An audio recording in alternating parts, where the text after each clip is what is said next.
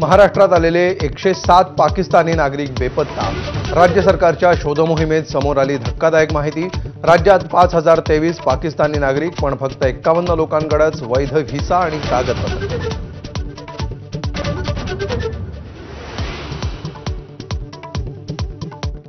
लाहोर विमानतळावर लँडिंग दरम्यान लष्कराच्या विमानाला आग। विमान पेटल्यानं विमानतळावर धुराचे लोट, जीवितहानी नाही।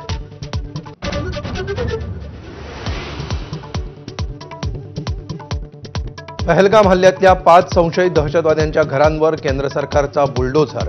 5ही जणांच्या लष्करी तोयबाच्या कारवायांमध्ये सहभाग।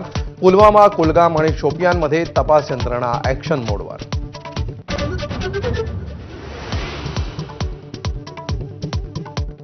पहलगाम हल्ल्यानंतर काश्मीरमध्ये कसून शोधमोहीम। भारतीय लष्कर दहशतवाद्यांच्या मागावर। एनआयएसह तपास यंत्रणांकडून पहलगाम, शोपिया भागातले शेकडो संशयित ताब्यात।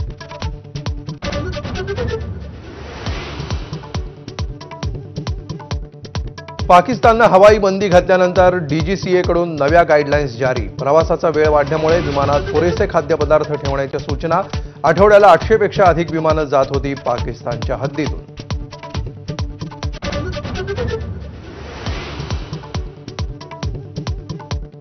पहलगाम हल्ल्यानंतर लष्कराकडून काश्मीरच्या सुरक्षेसंबंधी ऑडिट रिपोर्ट केंद्राकडे।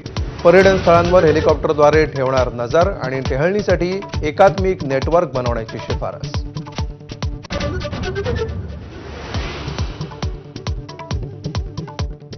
पहलगाम हल्ल्याचा कट मार्चमध्ये। तोयबाच्या सैफुल्लाच्या नेतृत्वात 5 कमांडर्सनी रचलं कारस्थान।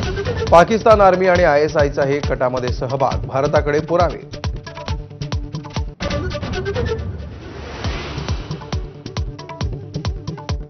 पाकिस्तानच्या आयएसआयकडून जम्मू काश्मीरमध्ये आणखी हल्ले होणार असल्याची गुप्तचर संस्थांची माहिती। भारतीय रेल्वे काश्मीरी पंडित निशाण्यावर। जम्मू काश्मीरच्या उत्तर, मध्य आणि दक्षिण भागासाठी अलर्ट जारी।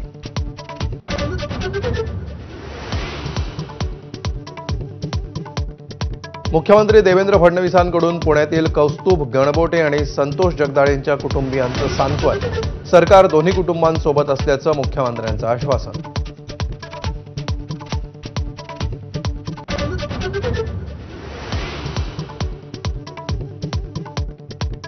वेळ आली आहे एकत्र येण्याची। मुंबई आणि महाराष्ट्रासाठी शिवसैनिक तयार आहे।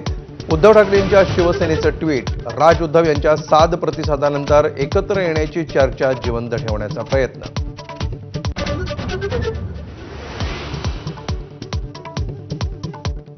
बारावीचा निकाल मे महिन्याच्या पहिल्या आठवड्यात जाहीर होण्याची शक्यता।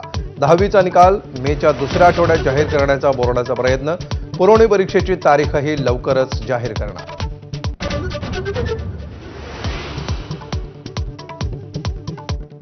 भिवंडीच्या राहणाल गावामध्ये फर्निचर गोदामाला आग। 7 ते 8 गोदामं जळून खाक। आगीवर नियंत्रण मिळवण्याचे प्रयत्न सुरूच।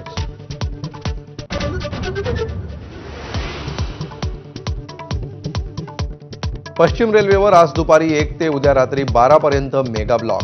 35 तासांच्या मेगा ब्लॉकमुळे लोकलच्या 163 फेऱ्या रद्द।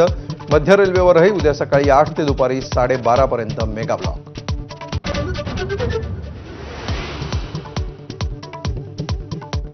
मुंबईतील एल्फिस्टन पूल पाडकाम आणखी 2 दिवस लांबणीवर। नागरिकांच्या तीव्र विरोधानंतर MMRDA कडून बैठक। तोडगा निघाल्यावरच पुलाचं काम सुरू होणार।